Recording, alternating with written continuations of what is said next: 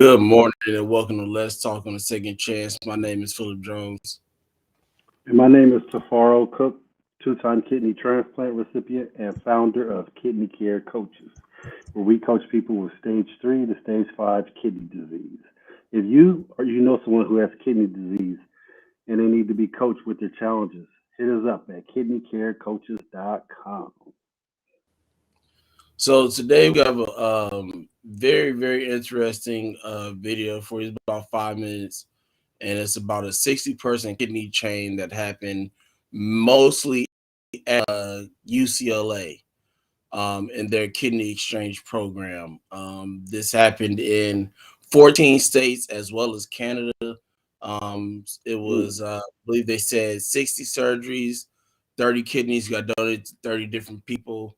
If you know how the kidney chain work, you know, it's basically you may not be able to donate specifically to somebody that you know, but can join this chain to be able to donate to someone, and the person that you are connected with can get a kidney from somebody else from a different location or the same location or whatever.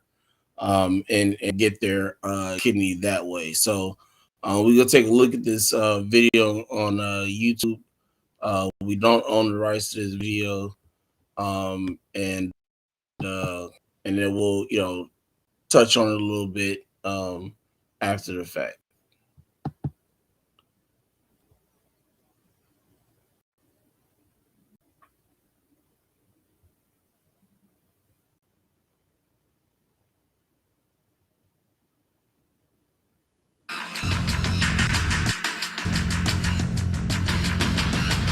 One man helping save troubled homeowners by reducing what they owe. But first, dozens of people's lives by donating their kidneys to strangers. Guys, you're going to love this story. We will meet some people involved in a record-setting effort. It's called a kidney chain. And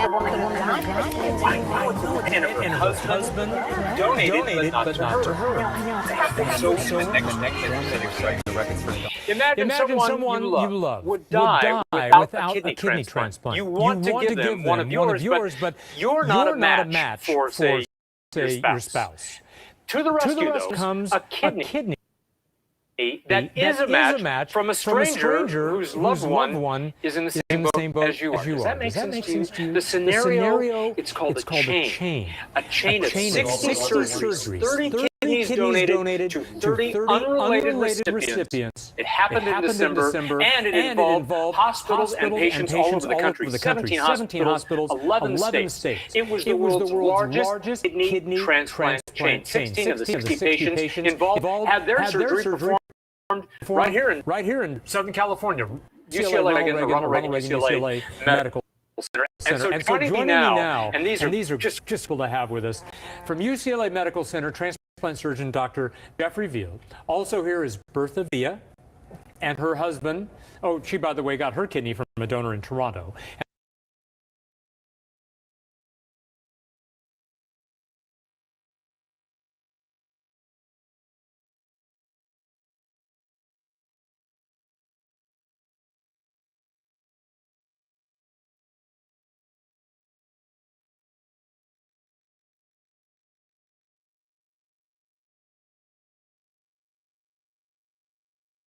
And her husband, by the way, got from a donor in Toronto. And her husband donated to a patient in Pennsylvania.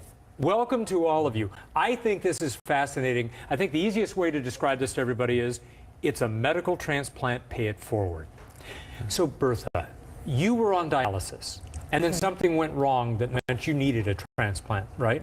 Right. Well, I had been on the transplant list for 7 years. Oh my God. So you know, it was a long wait. It was, getting, feeling sick, feeling, bad all the time. And then you got an infection. And then I had an infection. So. And then Rigo says, I want to do something. I want to give my kid. Rigo, how did you hear about this idea of the chain? And if you gave your kidney to someone else, it would help. This was a worker from UCLA, Suzanne. She told us about the switch, a swap through, And he initially wanted to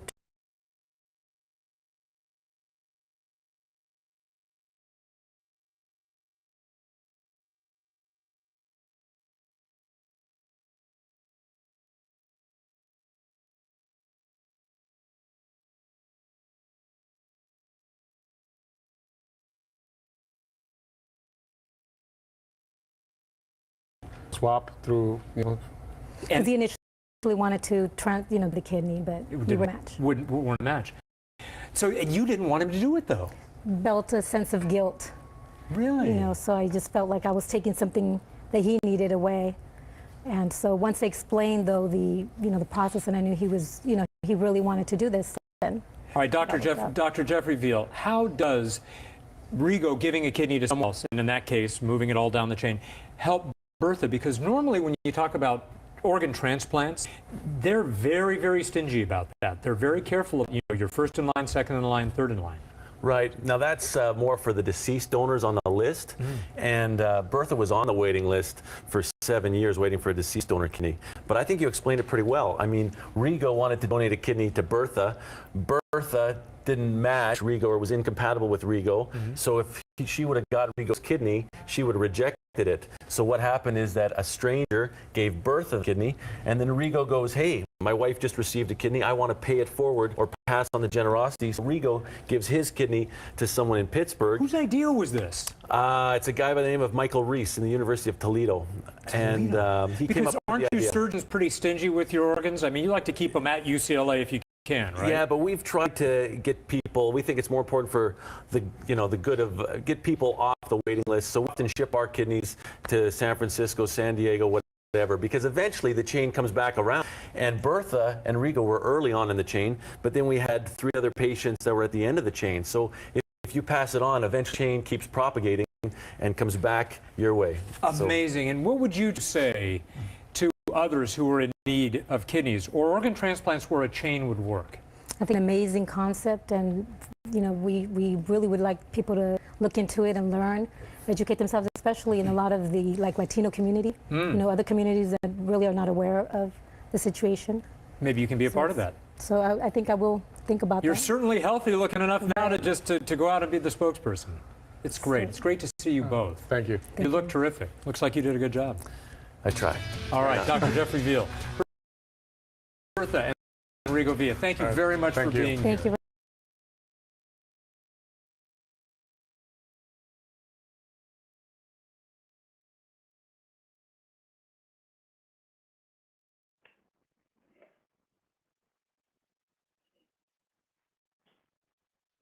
You're muted. I think you're muted. Yeah, I just saw that. What are your thoughts on that, Mr. Cook? I mean, because I know you were part of a kidney chain yourself when you had your transplant. So, what's your thought on something like this? I mean, that's 60-person chain compared to a 6-person, which you were a part of. Because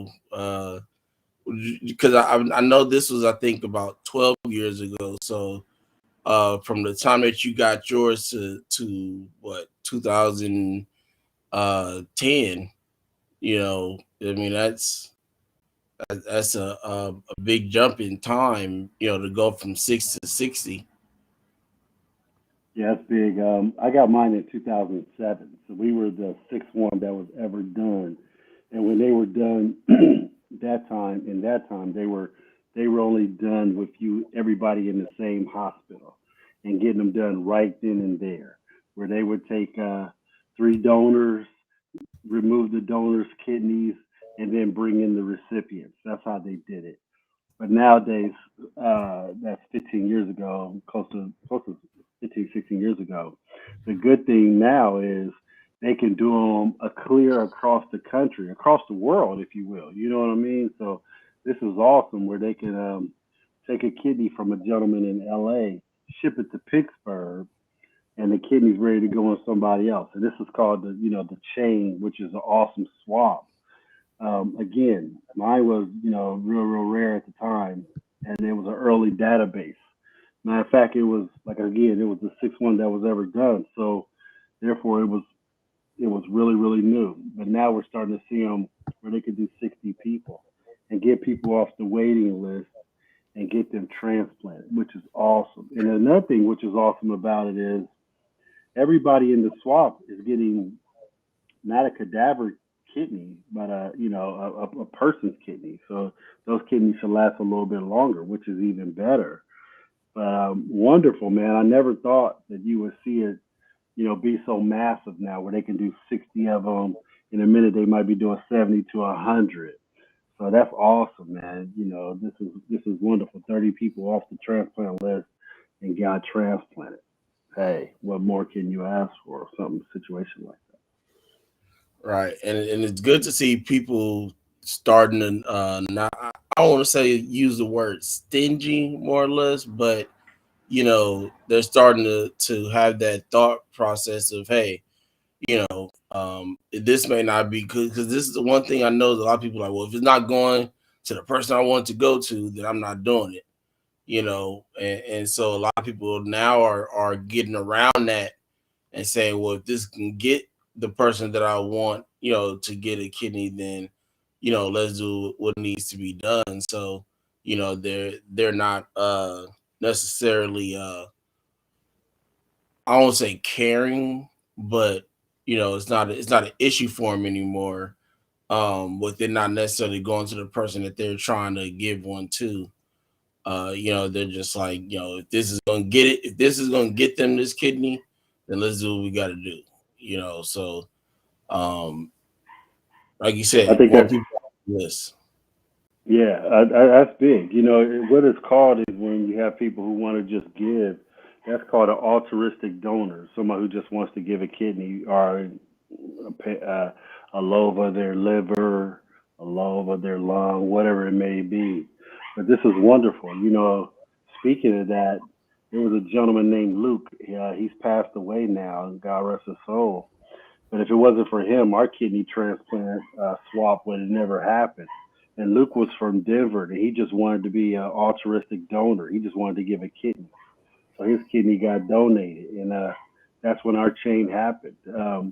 If you want to see how it really works, go to kidneycarecoaches.com and check it out on our website, where National Geographic did a documentary on the kidney chain swap, and it featured me in it, me going through the whole process of some of the things you have to go through if you want to be in, get a kidney transplant swap. But wonderful situation, man. I love it. I hope we can see more and more of these things happening in the kidney community for sure. Definitely. And so just to, kind of elaborate, we can get out of here. But the reason why I wanted to touch on this video. Like I said, this was 10, 12 years ago. But the reason why I want to bring it up, I brought it up was because a lot of people are kind of questioning the speed of getting to the pig kidney, the pig heart, transplantation, things of that nature. And so my whole thing was, to kind of show them there was a process. It happened in progress. They didn't just think, oh, we could jump from this to this, in a number of time. They progressed to that point. It might have been a small amount of time and they figured some things out. Like you said, your transplant was in 2007 and it was one of the first, ever. And then 3 years later, 2010, they jumped to 60. 60 people, so 30 transplants, happened at one, in a matter of time. That's only 3 years later. So, they did, their due diligence and made the transition the way they needed to make it. So, trust it, trust that they're not just going to throw it out there when it's not ready, first off, so just know when it is ready, they will, it will be, I think, ready. Nothing's perfect. Let's just say that. So, some people may deal with some things. That's part of it. We all deal with these things, and transplant has been around for ages, and people still dealing with stuff. So, but yeah, that was kind of the reason why I want to show that. So definitely, continue to keep looking into these things that are coming through the pipelines. Like I said, the pig kidney, pig heart, the bioartificial kidney, uh, 3D printing, all these things like that, right? Do your research. Don't just believe what certain people are telling you.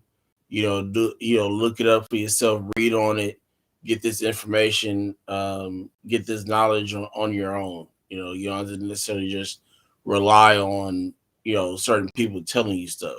Do this research on your own. So, but it is definitely coming. It's going to happen. So get ready. A lot of people, they're putting things in place. So a lot of people about to get taken off this transplant list. That's the goal. So definitely want to make this happen. So again, appreciate anybody that was watching live, watching in the future. Definitely come back. We'll be back tomorrow morning, same time, 10 o'clock or 10:15. Whichever time we get ready. And we'll be back. Monday through Fridays. Let's talk. Sundays is a second chance. Usually our interviews or educational, not necessarily educational videos, but educational shows that we do. So definitely tune in on Sunday. This Sunday we will have DJ come on that was supposed to be on yesterday. I had an issue on my part, which is why we had to postpone it to this coming up Sunday, which would be at 2 o'clock Eastern. 2 o'clock Pacific, 5 o'clock Eastern. Not our normal 5 o'clock Pacific, 8 o'clock Eastern. So definitely try to remember that switch, and we will see you all tomorrow morning. Appreciate you.